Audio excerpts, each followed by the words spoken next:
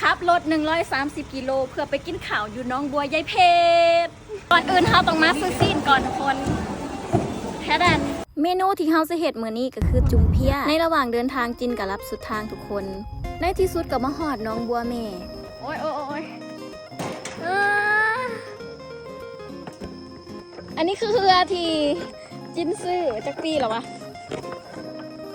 มือนี้ลมเย็นแหงแถมยังมีเป็ดขาวตัวน้อยๆมาลอยให้เฮาเบิ่งน้ำทุกคนทอดบรรยากาศดีๆแบบนี้สิ่งที่จินอยากจะเห็ดก็คือชงมัทฉะทุกคนใครอยากกินตามสั่งเด้ออยากบอกว่าตัวนี้แซ่บแหง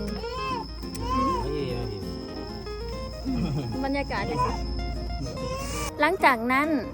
อาก็พากันมาสอยกันเห็ดของอยู่ของกินทุกคนพอแต่ร้านข่อยมาพอกันเนาะเพื่อนกระสิกอดกันเป็นตะเพงเฮงเสียงหัวของญาติพี่น้องกับบรรยากาศและก็ซอยกันเห็ดของอยู่ของกินส่วนจินก็คือซอยตำขาทุกคนน้ำซุปเห็ดจุ่มเพียมื้อนี้ก็เป็นจินเองที่เห็ดพอแล้วจินก็จะเอาบรรยากาศมาให้ทุกคนเบิ่งอันนี้คือบรรยากาศของการกินจุ่มเพียที่ทุกคนซอยกันเห็ดทุกคนและมีอีกเมนูหนึ่งก็คือข่อยเห็ดเองตัวนี้ก็จะเป็นก้อยเห็ดบอกว่าเราเห็ดแซ่บแฮงเป็นครั้งแรกเนาะที่จินกินดิบอยากบอกว่ากระแซบคือกันเด้อมื้อนี้เป็นมื้อธรรมดาแต่อยากบอกว่าอบอุ่นเบิ่งด่วนที่ลายๆเนี่ย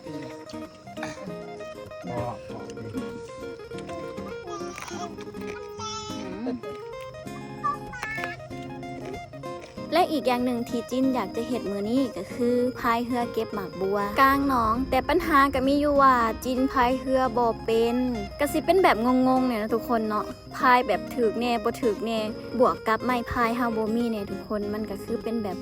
งงๆแต่จินก็เก็บได้อยู่เนาะทุกคนแต่ว่าเก็บได้บ่หลายแล้วสุดท้ายเฮาก็มาซอยเฮาทุกคนก็คือมายู่เรือเพื่อให้เฮาไปหาเลาะเก็บดอกบัวได้เพิ่นเห็นถึงความตั้งใจของน้องสาวเพิ่นเนาะว่าอยากได้อยากเก็บอยากลอง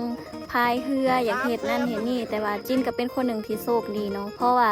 จินกลับบ้านเธอได้จินอยากเห็ดคอนเทนต์หยังทางครอบครัวเพิ่นก็สิตามใจแล้วก็ซัพพอร์ตจินอยู่ตลอดเวลา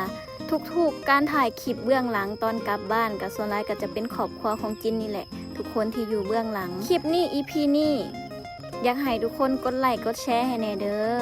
ผู้ใดอยากมาเล่นน้องบัวของแม่จินกับมาเล่นได้มานั่งเย็นๆมานั่งซื้อดอกบัวหมากบัวซอยแม่จินแน่หมากบัวของน้องจินเนาะอยากบอกว่าหวานแฮงอันนี้การันตีจากลูกค้าที่ทุกคนมาซื้อและก็บอกเสียงเดียวกันว่ามันแซ่บแต่ทุกครั้งที่ขึ้นมาก็บ่เคยพอกันทุกคนก็ต้องได้จองคิวก่อนโอเคทุกคน EP นี้จินขอลาก่อนเด้อ EP ต่อไปฝากติดตามหน่อยเด้อว่าจินสิพาทุกคนไปเฮ็ดหยังบ๊ายบาย